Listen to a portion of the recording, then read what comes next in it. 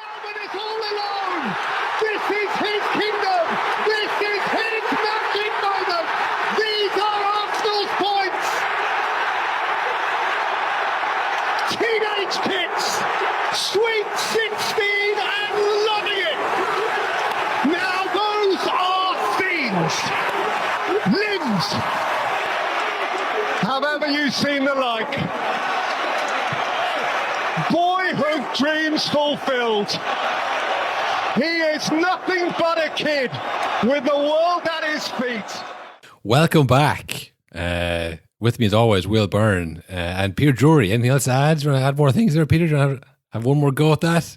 One of them will definitely stick, Peter. Good shout, just trying them all. Yeah, sometimes it's good to say less. Like, you can say, wow, that's magic moments. And then, like, because the Emirates had erupted. Like, the atmosphere was crazy because it was, you know, Starboy, which that kind of phrase is gone out of fashion last while. Maybe it'll They be all flopped, so... Yeah. Maybe no one wants to christen someone a Starboy anymore because it puts a lot of pressure on them, it turns out. But when you see your young star, 16-year-old, you know, scoring, never mind the record, I don't think maybe we're thinking of, oh, he's beating Wayne Rooney's record. I don't think that was probably in people's minds. And then also it was like, this is the league, you know, this is a huge moment. This feels huge. You just let that happen. Let people remember that. Don't try and get the soundbite every 3 seconds with the new thing that you think of. But yeah, you know what? I had my doubts about Peter Drury when he came in first. I thought he would over-egg every situation. It turns out he's just going to over-egg the big ones, which yeah, I don't know if that's... you'd nearly rather he just did it non-stop relentlessly, because this way yeah. he's only ruining the memorable moments. Yeah. Well, I think at least it means it's genuine. He is just getting excited. You know, he's not... Yeah. He's not trying to do it in everything. He's like, he really got carried away there like everybody else. But I think there was a moment there, just let the crowd do the soundbite there. It would have been enough. Because I remember Martin Tyler towards the end, he wasn't saying anything. He wasn't saying enough. Yeah. You wouldn't know what was going on. If you were unlucky enough to, maybe you couldn't find a stream for the game. So, do you know what? Desperate times. I'll listen to the game on YouTube. You wouldn't know what's going on with Martin Tyler. Yeah, we watched that compilation a while ago. When he hit his peak there, you know, early 2010s. G? And I went, G! Once you see that, it's hard to get up for like a Jordan Henderson screamer. It's like, yeah, well, I was there for 20 Boer, pal. So, yeah, you got to do better than that to get Martin Tyler a receipt. But yeah, that was probably the moment of the weekend because it feels like that's the moment. And I know mathematically for Arsenal, if they lose to City and City win their game in hand, then there's just 3 points between them. So you're talking 2 games and one of them's against Arsenal. So, like, you know, it's still, you know, not crazy. It's not like it's done. But just the way things have been going, it doesn't feel like that's going to happen. And I was looking up their history against West Ham. Do you know what? Do you want to guess last time West Ham... I know they drew West Ham. They drew 1-1 with West Ham. But do you want to guess last time West Ham beat Man City? Oh... When was the last time West Ham were any good? Maybe under Moyes? When was that? I'll give you a hint. It's in the Premier League era, right? But it's not prime Barclays. It's post prime Barclays. Okay, so it's probably like 2015 or something like that. On the buzzer, Will. On the buzzer. Yeah. On the money. I thought, sorry. what era of Premier League is the absolute doldrums of it? I think. Yeah, it was post. That first City team that won the league, 3 years post that, before Pep, kind of like, oh, is this working? Do we need somebody like Pep to come in here? And then they got Pep, and it was, I think they since then they didn't lose. Well, obviously Pep came in 2018, but they drew 1, 2, 3 times after that. So all they could ever do since that was draw, and City won every other one. 4-0, 4-1, 4-0, 5-0, 2-0, 2-1. And then this week, it's 1-1. It's like, well, that never happens. As bad as City are, as good as West Ham under Moyes or whatever, when they had Declan Rice and who's your man? That French winger who's unbelievable. Bruno Payet. Doesn't matter. 4-0. I mean, so the fact that all they have to do is beat Arsenal and win that other game, was like, well, this year they could win that other game, whoever it's against, So it does feel like a big moment for Arsenal in the league. Yeah, and it wasn't, I mean, it was a classic Arsenal game that we said they're all going to be where it was fucking torturous to watch. You could feel the stress through the TV. There's a great shot at one stage where Raya makes a great save, and the camera that cuts to a shot of Arteta on the bench, and he's made giving out and eating his nails at the same time. Shouting through his nails at people nobody fucking panic. And that's why, I mean, the Max Dowman goal as well, because obviously it's an incredible moment. Yeah, it's the young player and stuff. But it's not that at all. It's oh my God, it's 2-0. And even half the Arsenal bench are on the pitch before the ball's even in the net, because they're just oh my God, we're actually going to fucking do it. Well, the goal was insane. I don't know what the fuck Pickford was doing. He's up there for the ball, for the breaking ball, or whatever. And when the ball's spilling out, and now he has to contest the header, he completely backs out of it. And he's like, no, I won't do that. He goes to jump and goes, maybe he'll mess that up if I just leave him completely alone to header it. And then it's now it's going back towards the goal. And he goes, well, let's just see how this plays out before I run back. There's defenders there, should be fine. If you're not going up for that header, you need to turn your heels and get back towards the goal. Instead, he chickens out the header, then waits for the play to develop. And then once Max Dowman's gone by the first, he goes, okay, looks like he's in. And then he starts running back. It's well, now it's too late. And he ran for so long and he walked into the goal. I was like, I don't know what it was. And then, I say, everyone's waiting for this goal to win for the last 5 or 6 seconds. So a very strange goal. And then Pickford messed up the first goal too. He was completely flat, just in the air, completely no near the ball. I think he flicked the ball, but no one you're getting the ball out of danger, I suppose. And then Gyökeres, who, I mean, look, he hasn't had an amazing season, but what they needed was someone to stand in that space between the end line and the penalty box. No one was ever there. They're all waiting for the cutback. Just get some guy to stand there where the ball will be kicked in, and he's got 15 goals probably in all the competitions, which they just didn't have. So, yeah, but it was Pickford was probably ran the match for Arsenal in that game. It was fucking crazy. I mean, there was a lot of moments. Like I said, sometimes you can just tell when it's all right, this team is going to win the league. And it just felt like one of those games where just Raya was unbelievable. There was loads of big stops. Everton hit the post, and then like you said, it's just your 16-year-old comes on and he scores the big dramatic last ditch winner. It's this is the type of stuff that happens in the league winning campaigns. In other seasons, it's none of this happens. The Everton shots go in, Raya doesn't save any of them, and Max Dowman gets injured when he comes on. Yeah. No, I was watching the Newcastle and Barcelona game during the week. I don't know if you saw the highlights of that one, but the Harvey Barnes goal, it hit off the Barcelona keeper's chest, then hand, and then goes on the goal. And look, I know watching goalkeepers on TV, it looks very easy, but I was in times gone by, Arsenal's keeper would be headed to Barcelona already. A verbal contract would have already been agreed. The turntables, I was going to say, that's not right either. That's also wrong. The tables have turned financially, in that now it's Arsenal would laugh Barcelona out the building. But at the same stage, if I thought, Barcelona sounds cool, I'd love to play for Barcelona, What are this Arsenal team going to become now? It does feel like they're finally going to win the league. They're going to do it. But I don't know, does it feel like then it's okay, now time to start the dynasty? Or is it going to be and that was the end of the era. Goodbye, Raya. Thank you for your service. Well, if you're Raya, you would feel I've won the Premier League now. I've gone from Brentford to Arsenal, the Premier League champion. I don't know how much money he's on, but I'm sure Barcelona would pay him pretty well as well. If you'd already won the league, you think, I have a league title already. A good chance, maybe 50-50 chance to win with Barcelona as well. I'll definitely still pay for Spain from paying for Barcelona, so it's kind of not really, it's win-win, But yeah, I think he's unbelievable, and I don't know if anybody else will come looking for. But I remember just looking at Barcelona, keep thinking, and who's on the bench for Barcelona? Szczesny.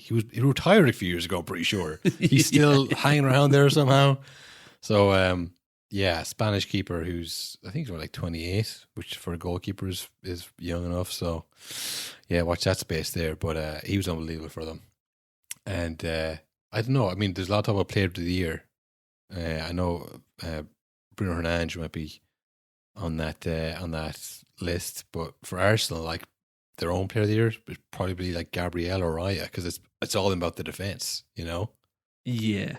I mean, there's been a few now in the last few weeks. I think Gabriel's done one or two where just like the blocks they've done, like last ditch blocks with their faces, with their heads. Do you know what I mean? Where they're dying for it out there. Like, and as we mentioned, then City, it's been a really bad week for Pep and City. It looks over. The whole Pep thing looks very over. He's saying mad stuff, which he always says when he's losing. He says it's over, it's done, we can't do it. He said that before the game. If you drop points today, stop watching the Premier League. And yeah, I think he was asked, did he see the last minute Arsenal goals? Like, which I'd imagine he did. He probably saw it on his phone or he saw it on a screen or something. And he said, no, I was drinking beer, didn't see it. Which, very cool if you're 19. It's like, no, I was out last night actually, didn't see it. Oh, cool, man. The Premier League's gay, actually. I don't watch it. I was out drinking with Pete Hegseth, and we said it was actually gay and lame. So yeah, I don't know. They play Real Madrid. The second leg of that. It never ends. This Tuesday, Wednesday. Sounds like hell. So I think that the Carabao Cup game is going to be. I just think for Man City, from a personal point of view, that they're winners. You know, they don't like that they'll go out the champ. I'm assuming they go out the Champions League, right? Assuming that the league may be a bit beyond them, the Carabao Cup is going to be the next chance they have to go. Well, you know, they're not going to beat us in this as well. I'd be very surprised if Arsenal were going to win the Carabao Cup as well, you know, and then beat City in the Premier League and just like do nothing, like have no response to any of this humiliation against Real Madrid and West Ham, who they've beaten every time since 2015. I just feel there'll be some kind of reaction. I think the Carabao Cup is like, okay, right, well, like we're not going to lose this as well. There's no chance of doing this that. Is where we turn it around. Yeah. Well, not even turn around, but just like we're not going to fucking get completely wiped out here. Yeah. We have seen in the past, though, teams that win the Carabao Cup. I remember it happened to United a few seasons ago, and it's happened to other teams where like they win the Carabao Cup, and that kind of spirals the season out of control now, because it feels like the players relax and they have a big like celebration and moment where they're like, yes. And they never really recover. Yeah. Oh, you know what I mean? I think everyone so, yeah. else is like dogs out there, but they're kind of like, I feel relaxed for some reason. Yeah, I think that would be what it is as well, because it's everything's going wrong. So they could win the Carabao Cup to go, okay, right, we saved the season.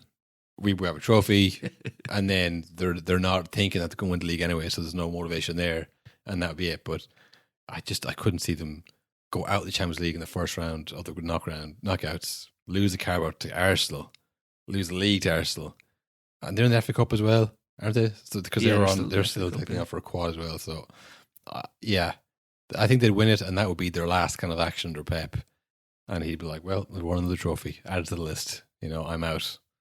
Goodbye."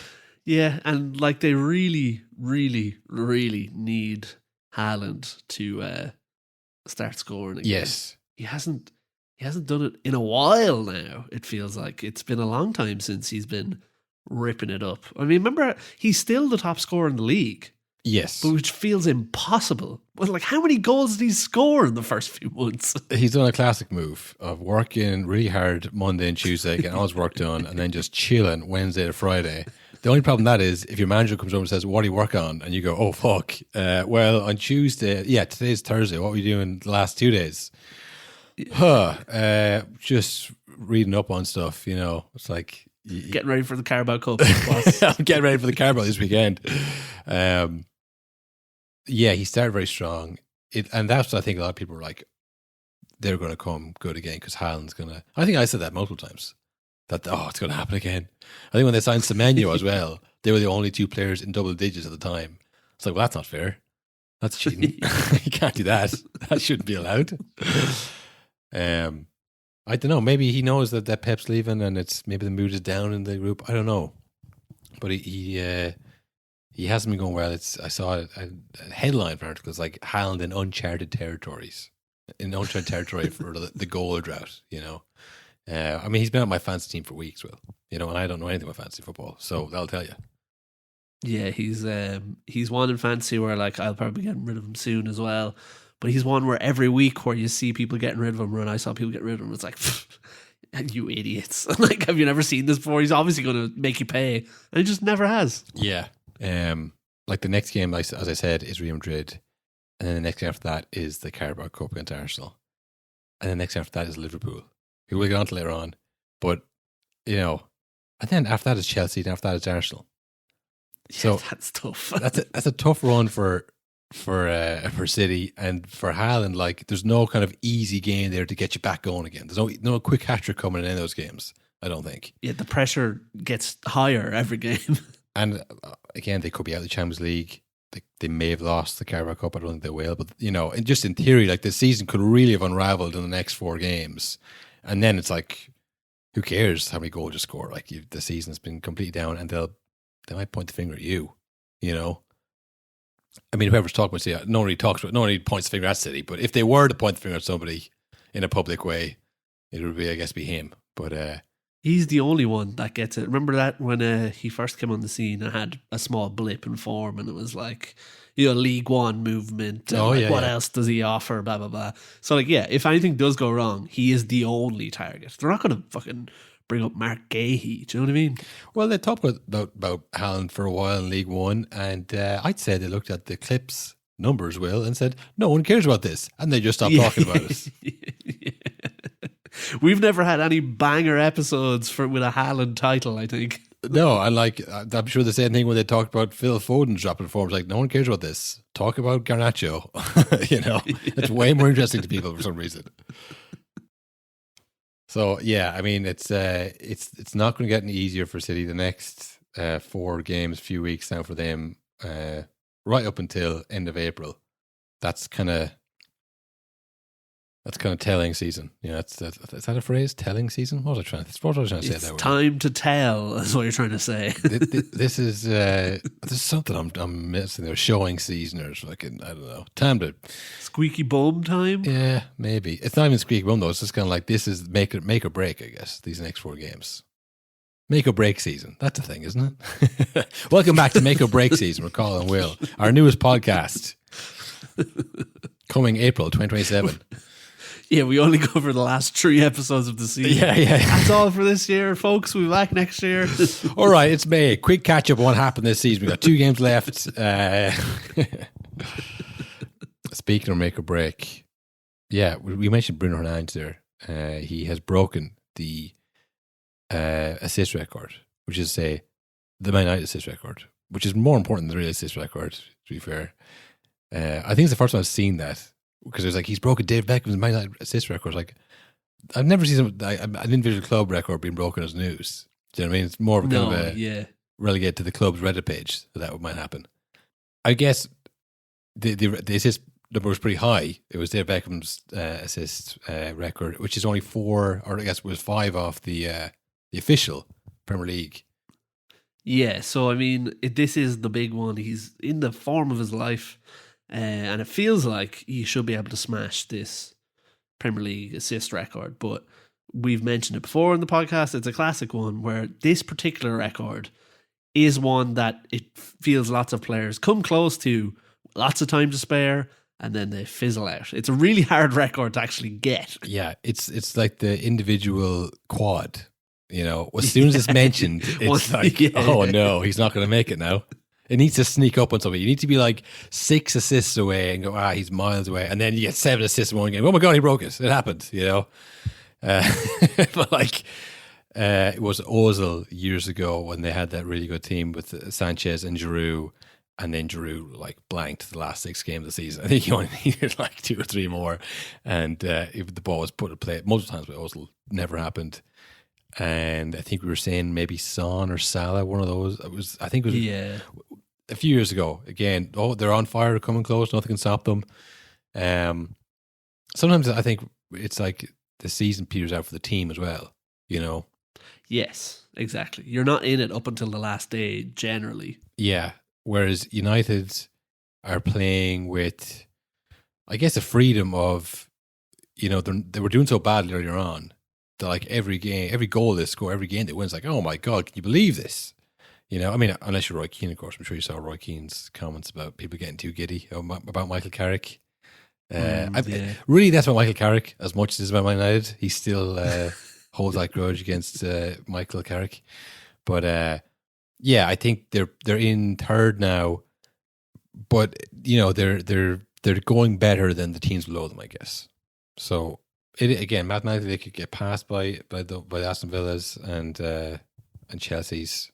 But Chelsea lost to Newcastle, Aston Villa got hammered by Man United. So they're playing with this like, we're better than the teams behind us. No one expects us to beat the teams in front of us. They're in that perfect zone of like, we're chasing the title kind of. And as soon as they got close, they drew that first game and it was gone. So they're in that kind of zone of there's no pressure on us. That the fans outside Roy Keane aren't demanding anything more. So you'd imagine that he will get that assist record. He's playing like it as well. Like he's because again, it's rare you see this where a player is going for a record like this or having a season like this when in the first half of the season he was played totally out of position. So like he's only really now in the last few weeks gotten the freedom to like, do you know what? I'm just gonna do what I feel like. So perfect timing because he's getting like an assist or two nearly every game at the moment. Yeah. It is. It's like that. That tweet was like, if they just sacked Ruben Amorim after the Europa League final, they'd have won the league by now. It's like if he'd been playing like this all season, God knows what we're going. But I do think it's the mood shift. They're still riding that wave of positivity. Like, oh, thank God that, And also, I think what helps is that everyone else is playing Arteta ball, or whatever you want to call it. Whereas United, the only ones going, counter-attacking football. You go, we go. Like all his assists are like through balls to like Sesko or Cunha, which you know what he's doing. Yeah. So even if they draw a game, it's like, this is great to watch in comparison with everything else, Yeah, all of his assists are him spinning behind the halfway line and just like swinging his foot at the ball and it landed perfectly. No look assist, like it's great to watch. So people want to see more of that, even if it's is this a winning football? It's like, who cares? Like it's great to watch. And they are winning. So I mean, look, the other thing then is if he does break the assist record and they finish, I mean, look, again, tough for a few weeks. If Pep is leaving, if Haaland's not thinking about it, if they finish second, he breaks the assist record. Is he in line for the Player of the Year? Well, I don't see why not, because again, he's also scoring a lot as well. But it's a weird one then because it's like, do you factor in that he's only playing once a week? Is that allowed? It's the Premier League Player of the Year. It's not the football Player of the Year. But yeah, I don't see why not. And I think as well, because like his numbers were really good in the first half of the season as well, when he was literally doing it all by himself. You know what I mean? So that even is more impressive than now, where like, all the boys around him are in form and are scoring too. But I mean, like he was putting up great goals and assists when no one knew where they were supposed to even stand on the pitch. So yeah, I think he's in with a shout. And the competition, I mean, usually it's a league-winning side's best player or the top goal scorer, and sometimes that's both. For Arsenal, and again, they don't like giving it to defenders or goalkeepers, which has been Arsenal's best players. Maybe Declan Rice just as like, English leader type thing.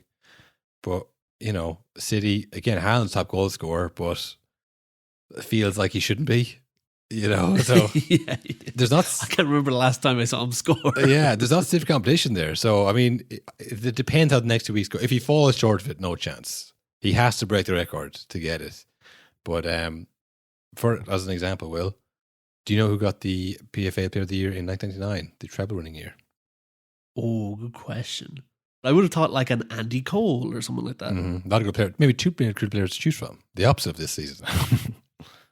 Newcastle's David Ginola, Will. Of course, yeah.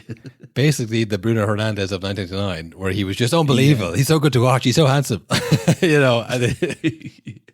Look at how crap Newcastle are. So there is precedent for it if no one else can choose from the remainder, and this guy's stand out enough in his team. Now that said, maybe it's different because Newcastle and they're kind of perennial underdogs or whatever. I don't know, but I think it comes down to the competition. But again, he has to break the record. Otherwise, it's just like he's a guy who played well for an ultra run. Yeah, and it's funny too because his goals could dry up, or his assists, could dry up, because I don't know if you know that a lot of his assists, he has the what would you say, like the most goals from a partnership in the Premier League this season. Him and Casemiro.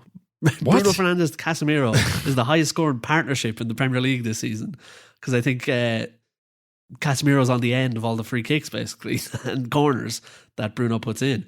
But it's funny because especially Casemiro now, who's announced he's leaving in the summer, and since he's announced it, is like, this is my last chance, I think, to really show people that I am fucking unreal.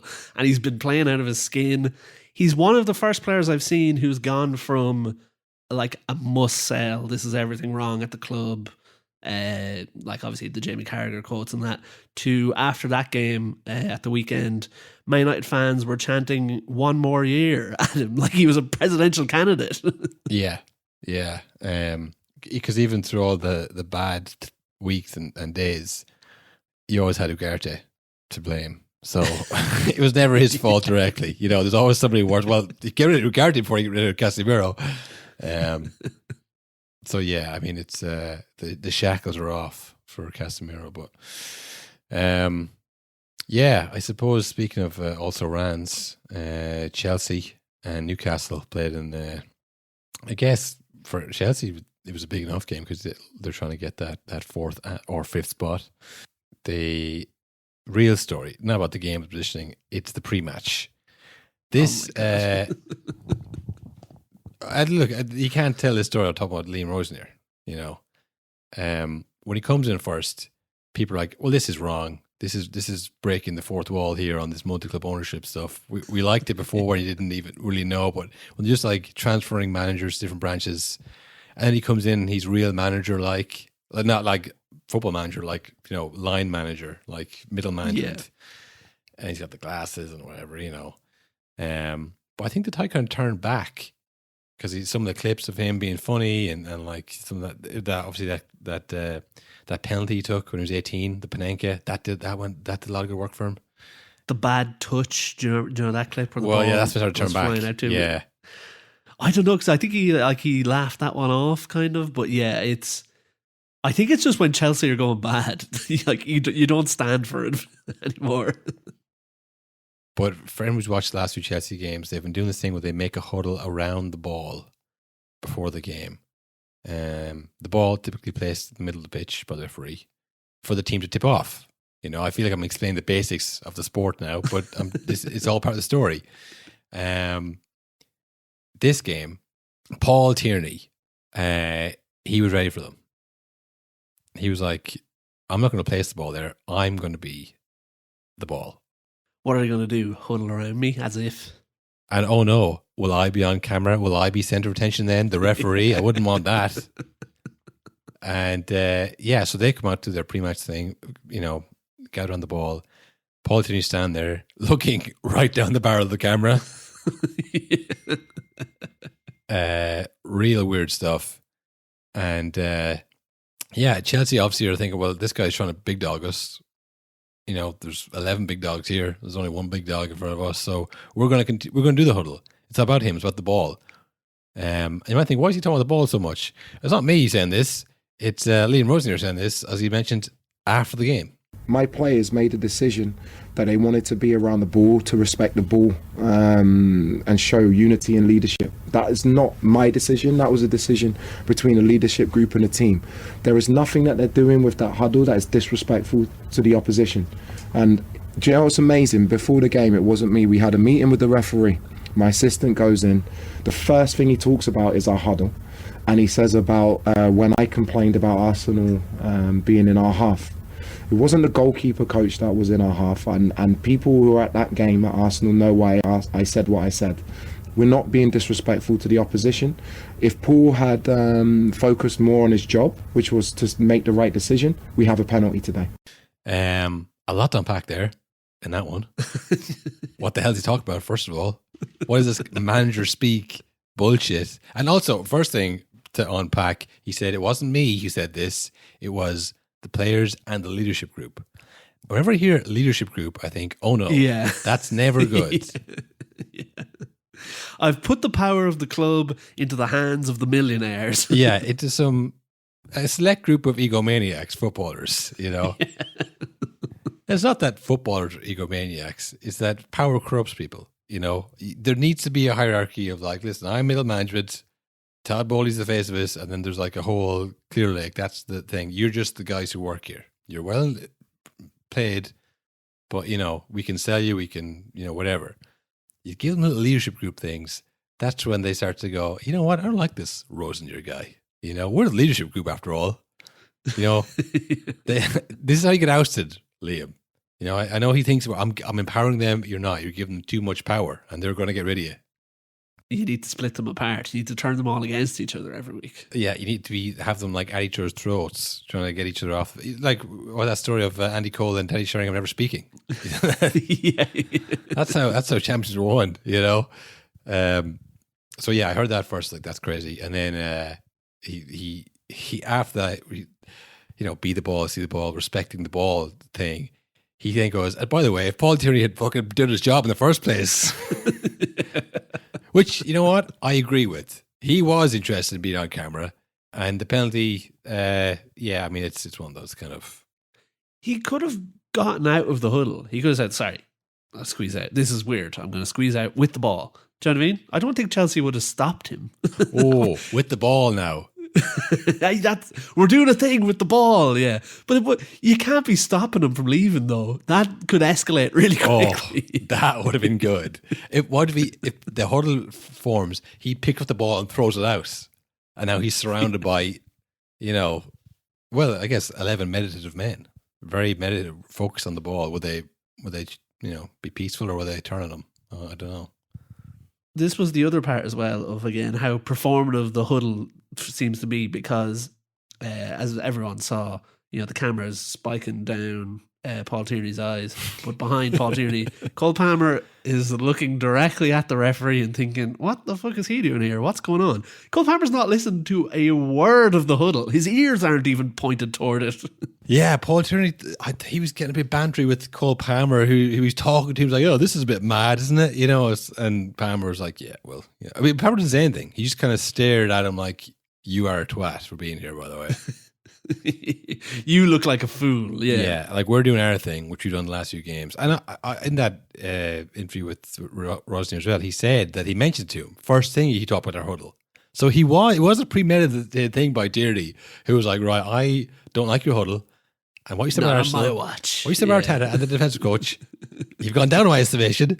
And then he went, I'm going to stand on the ball and you can hold it on me if you want. You can hold it on my big bald head if you want. I was like, this guy's a maniac too. Yeah. So yeah, and then they go on to lose the game after a refereeing decision. It's like this is bad for Paul Tierney. I wouldn't be surprised if he was subbed for the next big game, because that's a bad look for the referee, I think. Yeah, but see, this is the other side of it as well. Is like, yeah, sporting wise, not good. It doesn't make the referees look good and all that. But clip wise, for Sky Sports, I mean, this is gold. Oh, yeah. All the different angles, you know what I mean? This is what they want the refs doing. They don't care about the rest of it. When I saw the group chat, I thought that was AI. I was like, nah, yeah, that's the Chelsea huddle. I thought, yeah, that's same. funny. Yeah, that's good. We're cooked. We're done. Like, you can't even tell. By the way, a quick side note. Is Netanyahu alive? Did you see any of those videos? He was showing the hands. See, we've got the hands perfect now. I was, what's happening? Yeah, so I mean, I think it's a bad one, especially when there's a decision and they lose and all the rest of it. But Anthony Gordon got the goal. He got the winner. Had no right season. I don't know what his ceiling is, as I would say in the NBA. I don't know how good he can be. Like, if you put him in that Real Madrid team, would he go to the next level, or would he just be still kind of like 12 goals a season type of guy? I don't know. But he was playing Barcelona. Did I say Real Madrid? I said Real Madrid. I meant to say Barcelona, but whatever. They played Barcelona in the Champions League, and he was on the bench with reported illness. 75% illness, may or not play. And he came on for the last 30 minutes. Performative kind of stuff, like we're talking about. Was it performative? Is he trying to leave? Is he trying to get that move to Barcelona or Real Madrid? I don't know. But Wayne Rooney was talking about it on the overlap, as was Roy Keane. Again, old school guys, get over it. Stop being a baby. Get out there and play. If you're fit for the bench, you're fit for all through the cast of Spurs, I'm basically calling them like either a baby or he's letting the team down, whatever. So Anthony Gordon came out after the game. Usually I don't like to clear stuff up because I don't care too much. The Newcastle Forward told match today on Saturday. Nice. But this one does not. This one does need clearing up because it was just nonsense. When I got to the stadium, the manager told me I wasn't playing, which I didn't like very much, but that's his decision and the team played well. Saying I didn't want to play the biggest game of my career is absolute nonsense. I think Rooney said I went past and didn't shake their hands and went in the change room. I didn't. I got changed by myself in a changing room the size of this. It was just me and a sink. Complete nonsense. I think they need to do better at what they're doing. For context, what Rooney said, Wayne Rooney, who was on punditry duty pitch side, asked why Gordon wouldn't shake her hands beforehand, only to then sit in the dressing room with his teammates. So, Rooney was, like I say, on the pitch side doing punditry and perceived this reality where Anthony Gordon like blanked him going in and then sat in the dressing room, and this apparently wasn't true. Do you know that story that we told about Lampard getting his feet massaged to sleep? John Terry. Yeah. And he's like, I swear on my life that's true. And then Lampard said, no, it's not. And then that was the end of it. I was like, okay, well, one of you is like completely lying here. So yeah, I mean, he obviously been 3 massive legends game, calling him a baby, casting aspersions on him. And I've seen TikToks of the same thing, being like, he faked injury against Man City in the Carabao Cup as well. He's trying to get a big move.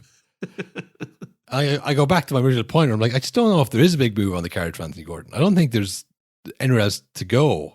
You know what I mean? No, but also it's like, how's that going to help him? Like, you get a big move by ripping it up in games. You don't get a big move by being like, whoa, we should sign Anthony Gordon. He's never available in the big moments. Yeah, do you see him in the first half of the Carabao Cup semi-final against Man City? Oh, I mean, he'd been off in the second half. I think he faked an injury, but I mean, it's the first half. And then like the last 30 minutes against Barcelona, oh, class. He was unbelievable. It's like, no, by scoring a goal against Barcelona, that's where you get the big move. But even with that, I just think, who would come in for Anthony Gordon? Who needs Anthony Gordon team that would make them better? Like, is he better than Gakpo? Maybe. But would he go to Liverpool? He's an Evertonian, I guess. Would he make the Arsenal team ahead of Martinelli? Probably. Actually, maybe he's looking for a move, Will. No, I say it out loud. You've cracked it. What? He's going to get in ahead of Martinelli and Gakpo and wait a minute. Amad Diallo and who else? Do you think he'd make the Man United team?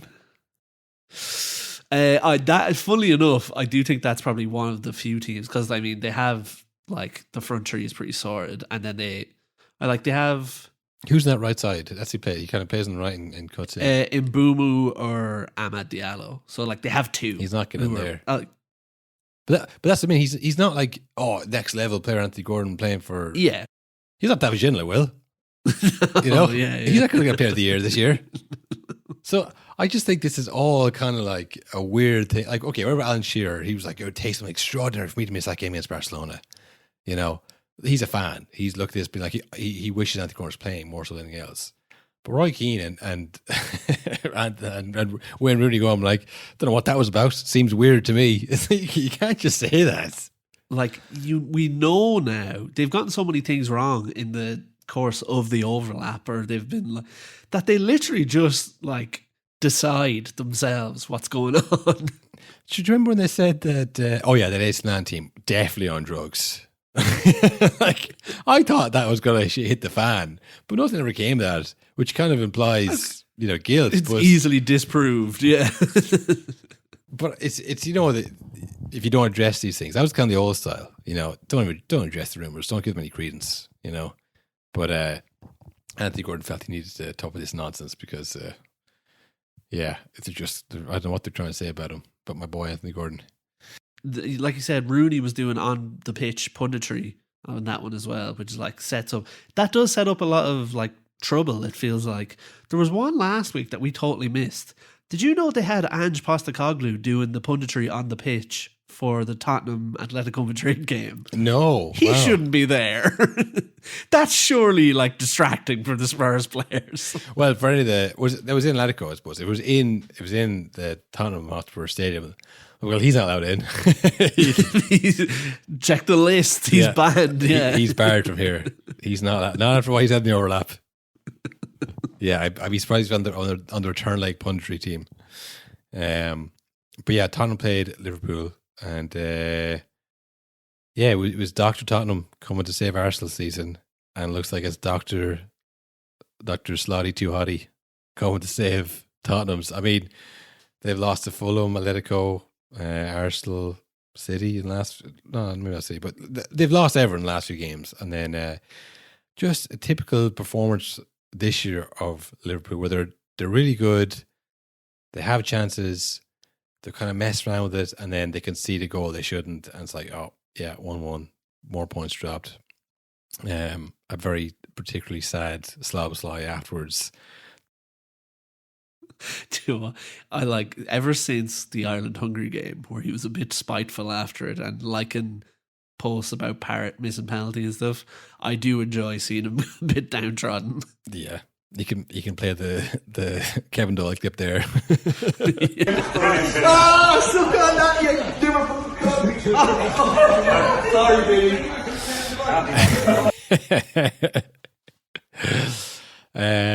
But yeah, the weirdest thing and the most annoying thing for me, Will, is inform Ekitike benched. I thought, what the hell is he doing? You know, Tottenham are bad, but not that bad. Slots. This is actually genuinely a thing though, because like obviously in fancy football it's annoying, but like I was thinking like Slots obviously he's overcomplicated things of being like, well, we need to have a huge Champions League game midweek, so we need a fully fit Ekitike for that. And look, Tottenham are going badly. They're crap. We can handle it without Ekitike. It's like, but you might not. You know what I mean? Just play your best player. They're supposed to play all the games. That's how it works. You play them until they can't play anymore. And this is the challenge of it. It's like, and we always say this, it's like the odds of you going to win the Champions League from here, very low. You know, no, I don't think they're going to win the league either, but you can't go up in the league at any point because what's most likely is even if you do get through Galatasaray, you might lose the next round. You'd probably lose the next round, and no one's going to say, "Oh, well, at least they got to the quarterfinals of the Champions League." It's like Arsenal were made fun of for years for getting knockout stage. It's like they always fall that hurdle, and they don't win the league. You know, so it's like you don't get any credit for getting past Galatasaray. You have to try and win every game from the end of the season if you're Slot. It's like they're not going to win the league, the Champions League. It's an outside bet, but you can't be like playing Gakpo up front, who isn't a striker. When he came first, they played him in front under Klopp, and it didn't work. And they played him out wide, and he can cut in, he can get goals that way. He hasn't had a good season even. So I don't know what the thinking was there playing him. They played Frimpong, but I think he came off. Did he? Did he get injured or something like that? So there's some, another issue. And they had a pretty fortuitous free kick from Szoboszlai. Like they weren't good. Do you know what I mean? So they made Tottenham look decent, which we know they're not. They're missing almost their entire starting 11. Their whole backline is Yes. is injured or suspended. I think looking at that team now, like Solanke's probably the only player who they would want to start. Like you have Richarlison, Tell, Jed Spence, Gray, Sousa. I don't know who Sousa is. Dragusin, Danzo, Porro playing as a third centre back. Like it's all over the place. To go to Anfield and get a 1-1 draw in the 90th minute. I mean, I will say Richarlison getting a goal in the 90th minute, I thought, you must have a very short memory. Like, why are you celebrating this? I feel no sympathy for you if it happens again. Now, thankfully, it didn't. But like, I was like, come on, like, wait, cup in your hand. Like, this guy, of all guys, Pick the ball up. Come on, we can get another. They're fucking faltering. It'd be like, 1 point. It's like, you're struggling big time, lads. Yeah, when I saw that, I was like, well, now Liverpool are going to score. That has to happen. He's doing it again. Celebrate too early. 90th minute. A mad celebration too, where like the cameraman was in on it. Did you see where he's like, Well, he went under he's him. standing with his arms. Yeah, the cameraman's like, I'm going to get weird with it. Like, totally under him and sideways. It was crazy. I've never seen that before. Yeah, you'll see now. It'll be like a sponsored post by Sony or Panasonic or somebody. Damn, it was his own camera. He infiltrated the system. But yeah, I mean, a cup in the ears. Like, what are you saying now? He's like, you're still mercurial. 28 points. You're still kind of a weird player, Richarlison. You have all the ability, but you don't do it often enough. That's what we're still saying. This proves nothing. It's just, yeah. He's a strange man. Do you think he'll go to the World Cup with Brazil? Well, funnily enough, because I actually literally just saw that earlier, Brazil announced their international squad for this international break coming up, and Richarlison did not make the squad. Oh, maybe that's what it is. He's are you listening, Ancelotti? I'm drinking. What's that? I'm drinking a beer with Pep Guardiola. Yeah. I haven't heard back, Ancelotti. I wrote 2 months ago. I can't hear you. Am I on the team? No. It's a resounding no. No, I've seen a lot of comments as well. A lot of people saying, like relegation Richarlison. This guy saved Everton. This is the guy you want in your team in a relegation battle. But it's funny because it's like, do you not see the common link here that he's always in relegation battles? Yeah. He drags you down, and yeah, he might save you, but you shouldn't be down there. He's a bad guy in the team. He's had a good character. Yeah, but it is a big point for them because obviously I mentioned West Ham drew at City, which is a game that they probably would have written off themselves. Nottingham Forest also drew at Fulham. So if they hadn't got that point, I think they would be below those two teams, wouldn't they? I think so, yeah. Because they're both, 30, 29, 29. Now, they have better goal difference. So they'd be ahead on goal difference. They'd be out of relegation. That would be a precarious spot. No worries. They score loads. They've got Richarlison, for Christ's sake. So, yeah, they really needed that to eke, 4 losses in a row, 1 draw. I mean, it is relegation form. We can go to their next few fixtures again for the hell of it. Now that was a game I wrote off. So that's the thing. Now they finish up their Champions League campaign against Atletico Madrid on Wednesday. Then they play Nottingham Forest 6-pointer. So that's the one. Yeah, that's the one. What they don't want to do is draw that game. I think they want, obviously they want to lose this, but a draw is not good. They need to bury Nottingham Forest there and then. Need to get the win there. They're at home. Then Sunderland, Brighton, Wolves. Wolves are kind of gone now. They've kind of fallen away. They had a brief run there, but yeah, Aston Villa, Leeds, Chelsea, Everton. I think they'll do it. I think they'll get out of it. I think there's enough games there that they can get wins. But yeah, I mean for Liverpool, it is just going to peter out now, isn't it? This is just going to kind of run its course, and then in comes Alonso.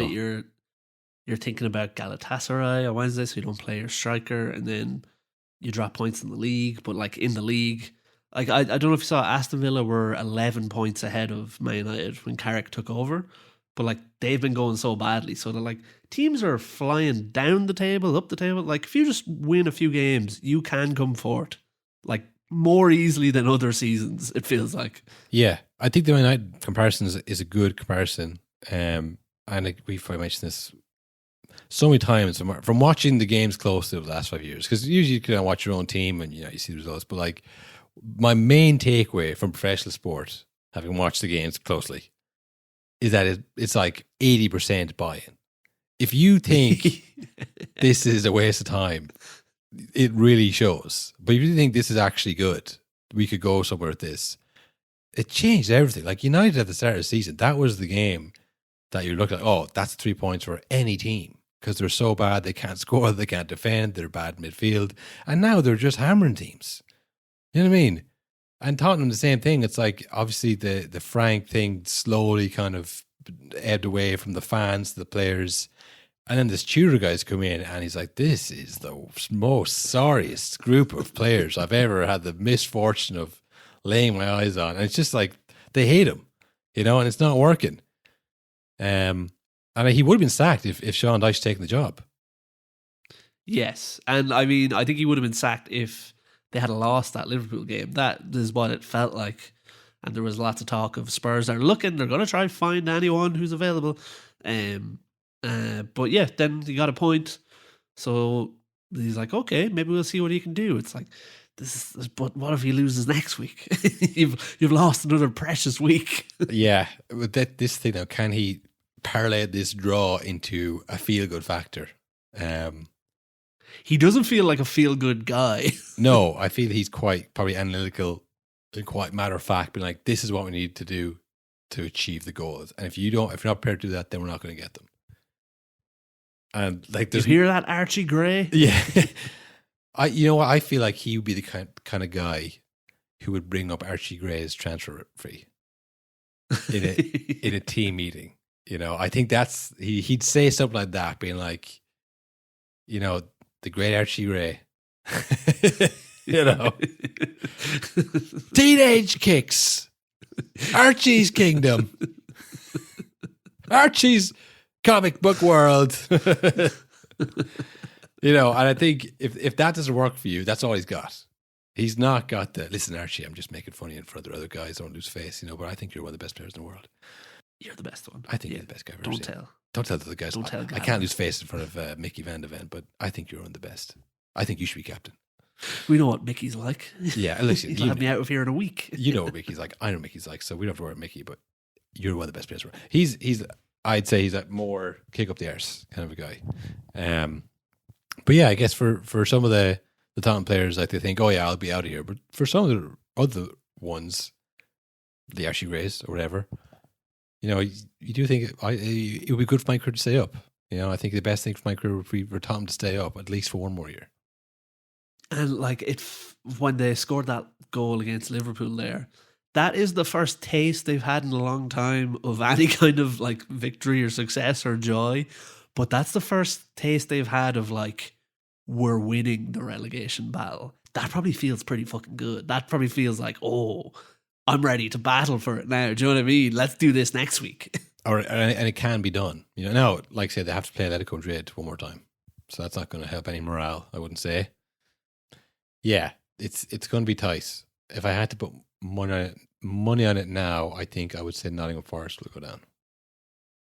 Yeah, I think so. I've literally every time I've seen West Ham in the last like 3 months, they've looked great.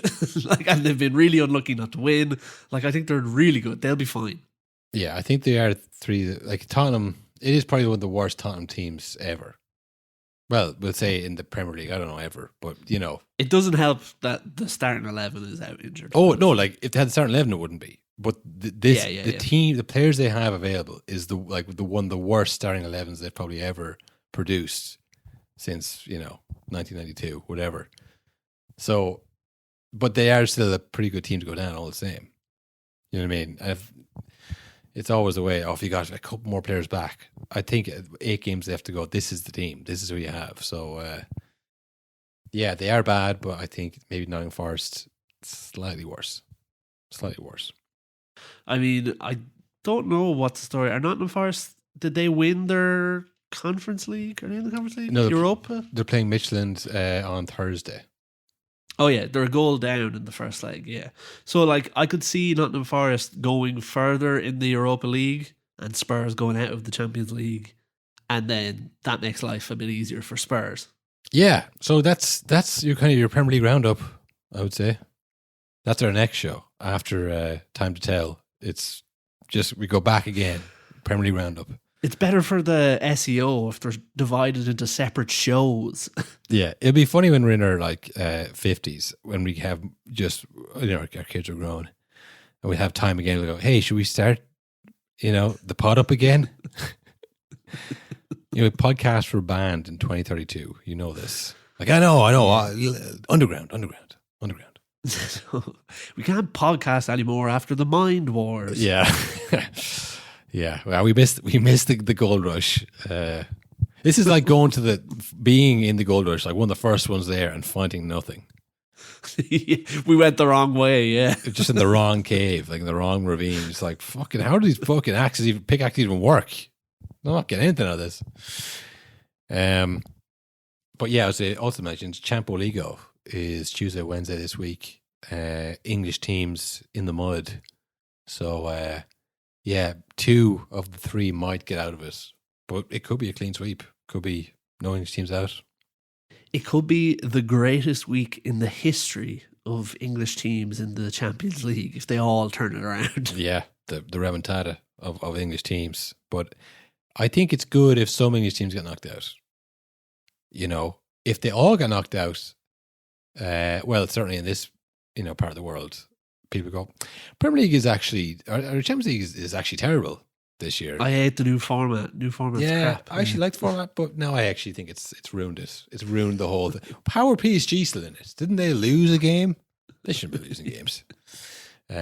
So yeah, I think if like Chelsea, Tottenham, and I don't say Arsenal were to go out, and City somehow were in it, and Liverpool, that'd be enough. We'd be like, all right, interesting Champions League this year. Everybody could win it, But if they have to all go out, they'd be like, oh, bad stuff. And if they all stay in, like, money flows to the top. Nothing you can do there. Yeah. They barely won a game, the Champions League, and we're all still in. Here's a question on the pod. Do we put this out on Paddy's Day? Is anyone going to listen to this on Paddy's Day? Well. Or do we put it out Wednesday? When will they listen, Will?